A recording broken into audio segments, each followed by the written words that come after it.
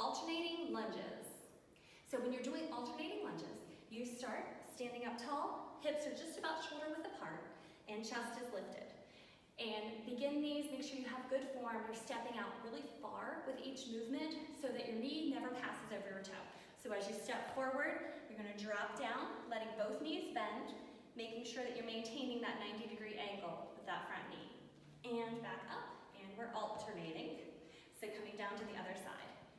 So these can move together nice and quickly. Chest is lifted. One thing I definitely want you to do as you become more competent with alternating lunges is to add weight. If you're gonna add dumbbells,